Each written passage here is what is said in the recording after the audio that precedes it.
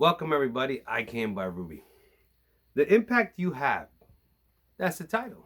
What do I mean by the impact you have?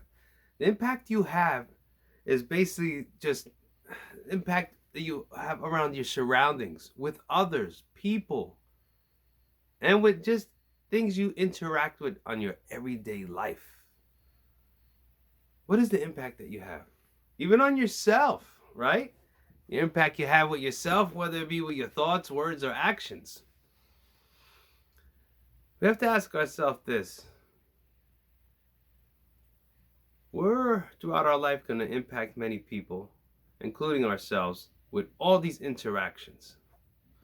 The more you can make these interactions flow in a natural state, like what I said here, life experiences with the flow. The flow is how you want to make the flow within your life. Are you going to make it difficult? Or are you going to make it smooth and transition seamlessly? You can. See, we were always taught throughout our lives that it's impossible to obtain happiness within ourselves and amongst others. Is it any fault of our own? I don't know. I'm still asking myself that question. What I do know, though, is that through certain elements of your surroundings and certain influences, your decisions sometimes can be manipulated. Do I think this has happened? Maybe, maybe not. Who's to say? But I will say this. You definitely can control the impact, like I wrote here, that you have on others and yourself by using this and not always using this lips and sputtering out things before you even know what you're saying without using this, without thinking. We got to think. Because if not, it'll be very detrimental to you and everyone around, right? The impact you have in surroundings, like we're talking about just in your everyday life, experiences, or whoever is contained within your life. And if you don't have anyone and you're by yourself, experiences that are contained within you. And when your thoughts, where does your mind go when you're at home by yourself? Or you have time to actually think? Or throughout the day, what is the process that you keep that mind in an intellectual state and not basically, I would even say, instead of upgrading that mind, downgrading it to a lower level? You always want to maintain what? Balance and upward motion. Keep moving forward.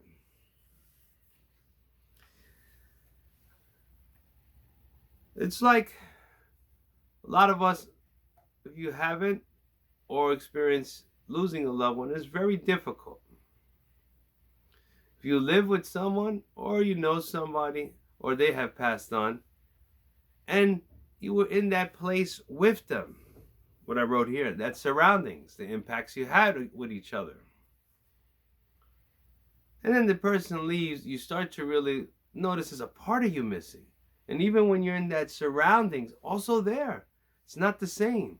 It's not the same because of the impact that they had around their life experiences with you and the surroundings and interactions with you and others that you may have had in this space. For instance, you have a lot of people that sometimes have a childhood place or a place that they have fond and good memories of and they return to, and they all hits them back. Like if you're opening books on the pages, and you say, oh, I remember this section of the book where you were. Those childhood memories pop up and you're like, wow, I remember this, and this. In the other regards, like the yin and yang back there, you could go to certain places that will bring back bad memories, right? That's why every impact you have throughout your life, try to make it, I don't want to sound too cheesy, like, the best it could be, best experiences. Look, try to do the best you can. There's going to be times where it just doesn't work out, and times it does. The only thing I would give you the best advice is make it more of those good experiences than the bad, right? Eventually, you want to phase those other ones out. To give you an example for myself, I recently lost someone dear to me.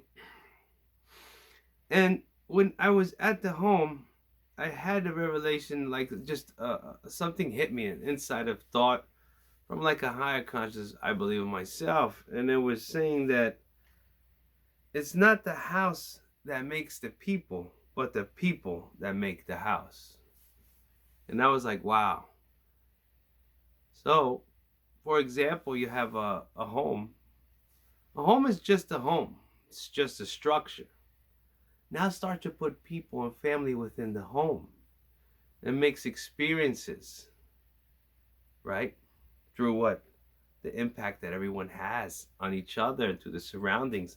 And in that home, memories are made.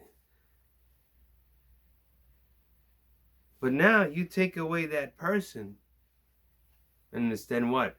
Back to just that home, the structure again.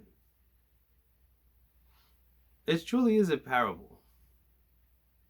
In other words, for me, it can mean something different to everyone else. As I read it here, it's not the house that makes the people, but the people that make the house.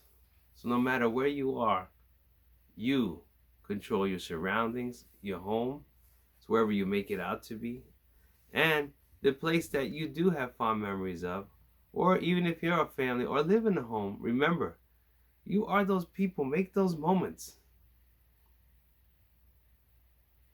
It's not the house, but it's you. I came by Rubey. Take care.